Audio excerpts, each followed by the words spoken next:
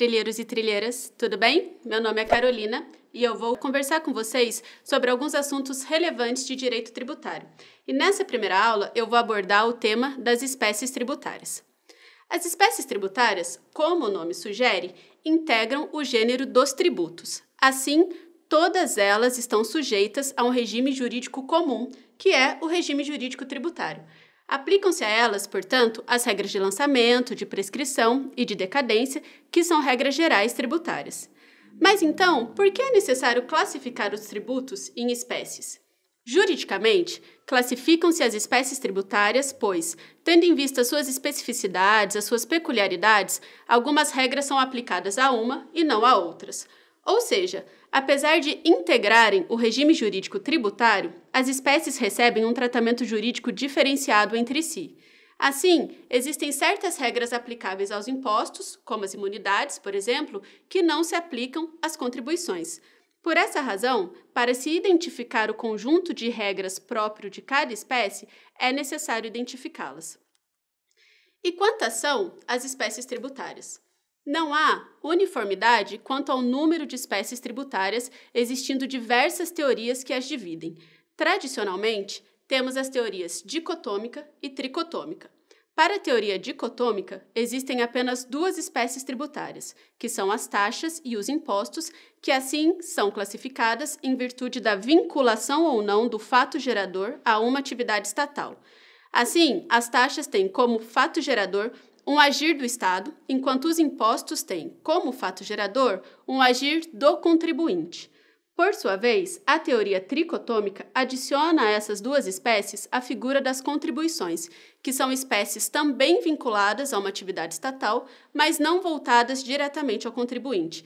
Seriam, então, três as espécies: tributos não vinculados a uma atividade estatal, que são os impostos, tributos vinculados e diretamente relacionados ao contribuinte, que são as taxas, e tributos vinculados e indiretamente relacionados ao contribuinte, que são as contribuições. A teoria tricotômica foi adotada pelo direito positivo pátrio, conforme o artigo 5º do Código Tributário Nacional, até o advento da Constituição Federal de 88. A partir de então, o capítulo do Sistema Tributário Nacional passou a contar com outras duas espécies tributárias, que são os empréstimos compulsórios e as contribuições especiais, o que suscitou diversos debates na doutrina quanto à autonomia ou não dessas espécies. Atualmente, o STF já pacificou a questão e adotou o entendimento de que, no Brasil, vige a teoria pentapartida. Assim, 5 são as espécies existentes: taxas, impostos, contribuição de melhoria, contribuição especial e empréstimo compulsório. Por essa razão, o artigo 145 da Constituição Federal deve ser lido com muita cautela.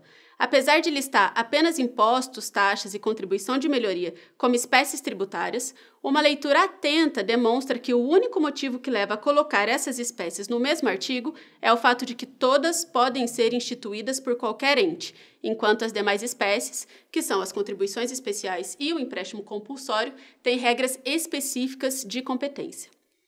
E como a gente faz para reconhecer as espécies tributárias? O artigo 4º do CTN traz o fato gerador como critério que define a natureza jurídica do tributo. Ademais, o artigo diz ser irrelevante para se identificar um tributo a definição a ele dada ou a destinação da arrecadação.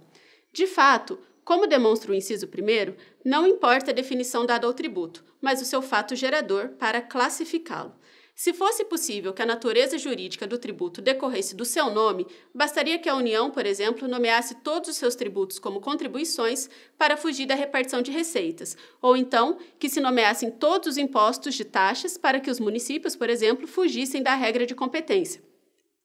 Assim, não importa o nome, mas o fato gerador da exação. Já o inciso 2º diz que não se deve levar em consideração a destinação econômica do tributo. Esse inciso deve ser contextualizado e interpretado juntamente com o artigo 5º do mesmo diploma, que entende haver apenas 3 espécies tributárias. Atualmente, com a Constituição Federal de 88, a destinação do produto da arrecadação é também importante para a definição das espécies. A destinação legal, por exemplo, é o que permite diferenciar imposto de renda das pessoas jurídicas da contribuição social sobre o lucro. Enquanto ambas têm hipótese de incidência que se confundem, a destinação é relevante. No entanto, essa posição não é pacífica na doutrina. Muitos doutrinadores entendem que a destinação do produto da arrecadação é irrelevante à definição das espécies tributárias, já que é matéria alheia ao direito tributário.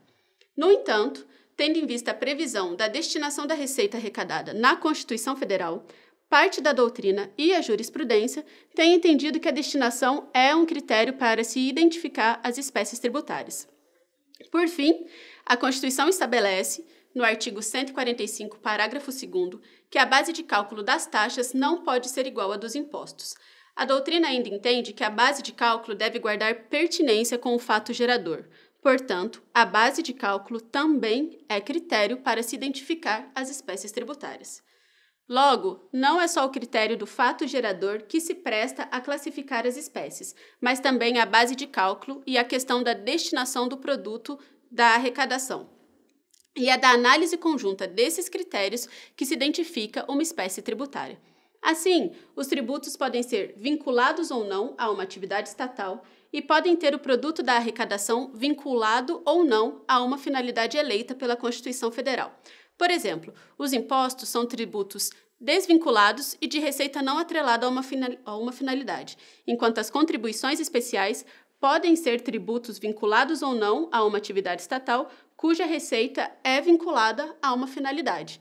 Não se pode, por fim, confundir tributos vinculados, que são tributos cujo fato gerador decorre de um agir do Estado, com tributos de arrecadação vinculada, que são aqueles em que o produto da arrecadação está atrelado a uma finalidade, com atividade administrativa vinculada, que diz respeito à atividade obrigatória do Estado em cobrar tributos. Encerrada essa primeira parte introdutória, vamos à análise das espécies tributárias.